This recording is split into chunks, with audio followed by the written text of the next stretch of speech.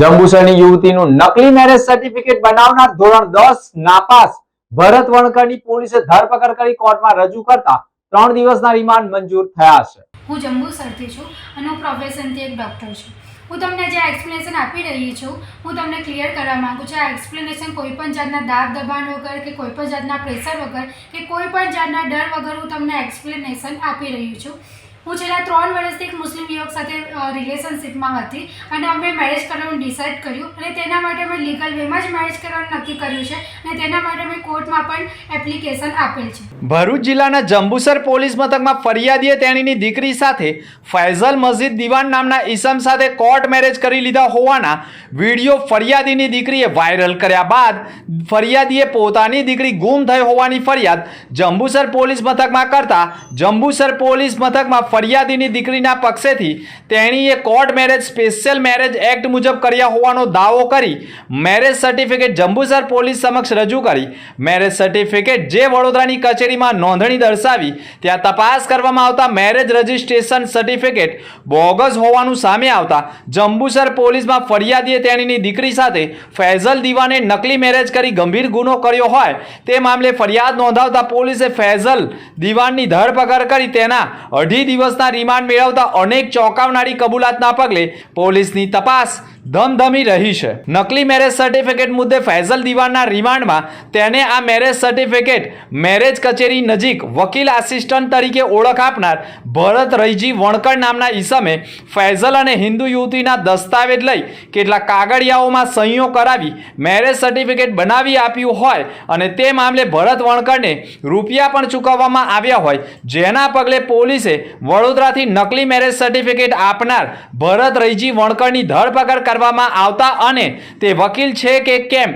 તે દિશામાં તપાસ કરતા તેની પાસેથી વકીલ આસિસ્ટન્ટ તરીકેની ઓળખ દર્શાવતો હોય અને તે પોતે માત્ર ધોરણ 10 નાપાસ હોય જેના પગલે ભરત વણકરે મેરેજ સર્ટિફિકેટ કેવી રીતે બનાવ્યું અને અત્યાર સુધી કેટલા બનાવ્યા અને કેટલા રૂપિયા લીધા સરકારી કચેરીનો કોઈ કર્મચારી આમાં સંડોવાયેલો છે કે કેમ તે તમામ પાસા તપાસવા આરોપીને જંબુસર કોર્ટમાં રજૂ કરી મેરેજ સર્ટિફિકેટ બનાવવામાં વપરાયેલી સામગ્રીઓ જપ્ત કરવા માટે 3 દિવસના રિમાન્ડ મેળવી તપાસનો ધમધમાટ કર્યો છે। જો કે આ સમગ્ર મામલે ફરિયાદી પક્ષે સરકારી વકીલ અને પ્રાઇવેટ વકીલ પણ હાજર થઈ ધારદાર દલીલો કરતા કોર્ટ સમક્ષ કેટલાક પુરાવા સાથે દલીલો કરતા ગુનામાં વધુ કલમનો ઉમેરો કરાયો હોય જેમાં બીએનએસ એક્ટની કલમ 3.5 ગુનાહિત કાવતરું રચવું કલમ 61 રાજ્ય સેવકનું ખોટું નામ ધારણ કરવું કલમ 204 અને ખોટા નામે ઠગાઈ કરવાની કલમ 319 નો પણ ઉમેરો કરી સમગ્ર મામલે પોલીસે તપાસ શરૂ કરી છે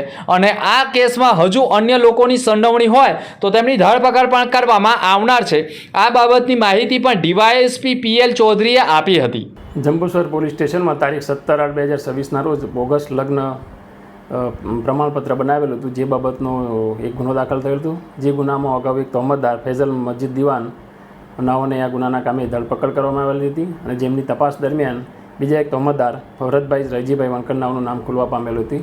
તેઓને પણ ગઈકાલે જંબુસર પોલીસે આ ગુનાના કામે અટક કરેલ છે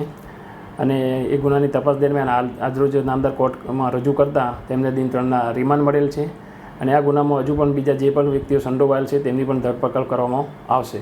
જંબુસર કોર્ટમાં સરકારી વકીલ તરીકે વિજય પંચાલ તથા વિથ પ્રોસિક્યુટર તરીકે જસુ મિસ્ત્રી અને શ્યામ પટેલ પણ હાજર થતા ગુનાની ગંભીરતાના પગલે દલીલો કરી અને ગુનામાં અન્ય કલમો ઉમેરવા પણ દલીલો કરવા સાથે કેસમાં સંડોવાયેલા તમામ આરોપીઓને પકડવા પોલીસે ઝીણવટભરી તપાસ કરે તેવી દલીલોના પગલે આખરે વધુ કલમનો ઉમેરો તેમજ વધુ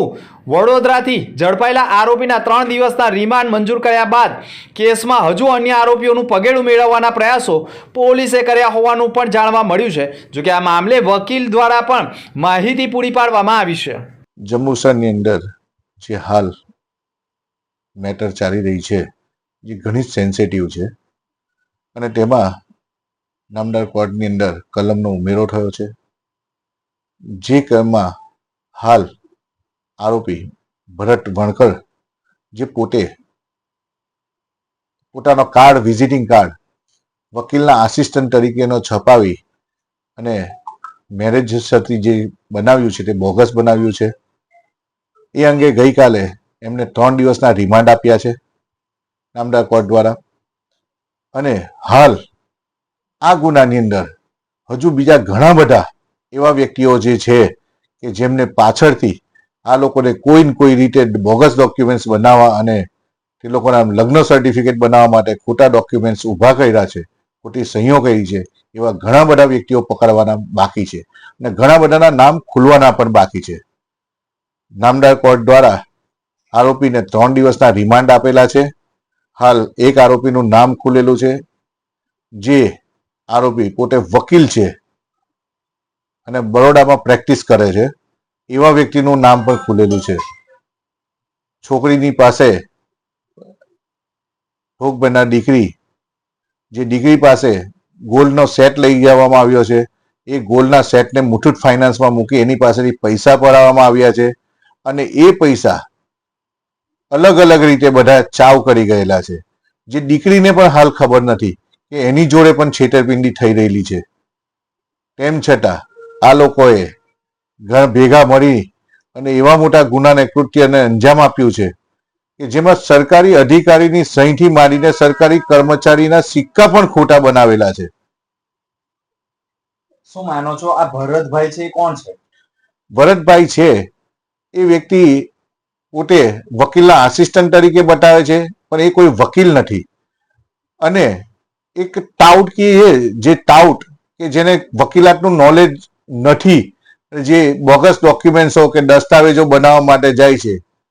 એવા વ્યક્તિ છે. અને કોઈ વકીલના પીએ છે કે કેમ, તે પણ એક તપાસનો વિષય થઈ ગયો છે. અત્યારે તપાસમાં કઈ કઈ કલમો ઉમેરાઈ છે? હાલ તપાસમાં